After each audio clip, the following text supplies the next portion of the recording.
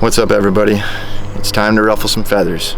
I'm gonna hurt a lot of people's feelings with this one when I tell you a couple reasons why hinge cutting sucks. Now, I know it's the most popular timber stand improvement method and a lot of guys like doing it, and I understand why. There's immediate satisfaction when you hinge cut a tree, and that is a perk. I'm not gonna completely bash hinge cutting. I've done it, I use it in certain applications, but I do believe that there is a better method. With that being said, I'm going to list off a couple reasons why I dislike hinge cuts versus method B. So, hinge cuts can be dangerous. I know a lot of you guys are rolling your eyes right now. Maybe you know your way around a chainsaw very well. A lot of people, that's not the case. Going out and hinge cutting by yourself can be very dangerous.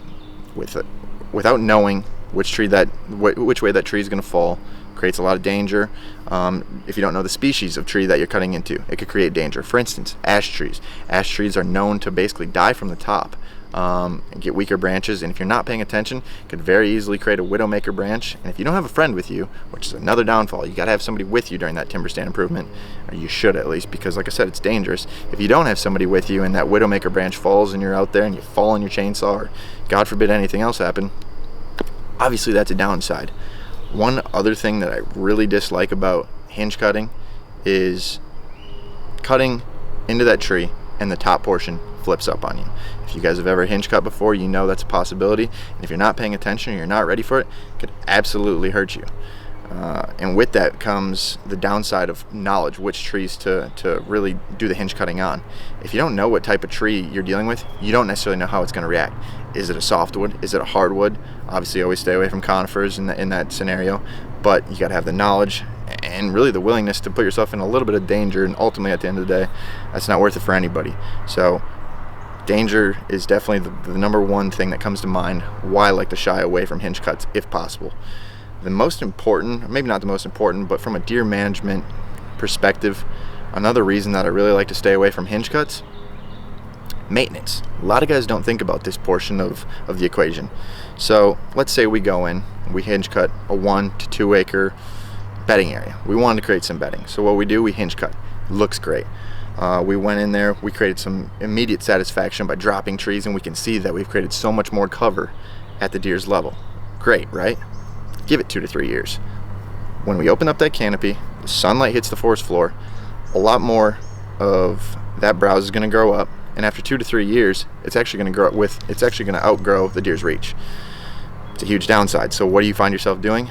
Maintenance. Maintenance in hinge cutting areas is a necessity if you really want to keep up those bedding areas. A lot of those suckers can grow as tall as 6 to 10 feet in a matter of 2 to 3 years. So what are you doing? You're going back in there, rehinging the hinges. Especially when you're dealing with the sprout at the point of contact in which you cut that tree, the sprouts are known to get much taller and ultimately get out of reach for the deer. I don't know any deer that are at 6 to 10 feet tall on top of where the cut is made. So you're gonna have to go back in there and do some maintenance. Another reason I also dislike it is it's time consuming. This is where I'm going to get into option B. Option B that I like using is the hack and squirt method. So for those of you that are not familiar with the hack and squirt method, all you have to do is take a hatchet, notch into the tree at a downward angle, and apply a herbicide. You've killed that tree. It's that simple. That tree will die from the herbicide into the cambium layer. Ultimately, the leaves will stop growing. When the leaves stop growing, there's more sunlight that hits the forest floor, and it creates more natural browse, I guess you could say, in a more natural manner than dropping a tree and hoping that tree has enough attached to the cambium layer so that it stays alive for a long time. That tree will die from the top, and you will create tons of cover at the deer's level. So with that being said, you can get a lot more done in less time without a buddy by using the hack and squirt method. You could probably go and get a 1 acre, 2 acre bedding area done in probably a quarter of the time. So you're not going to need a chainsaw. You're not going to have a buddy with you. You're not going to have to worry about the dangers.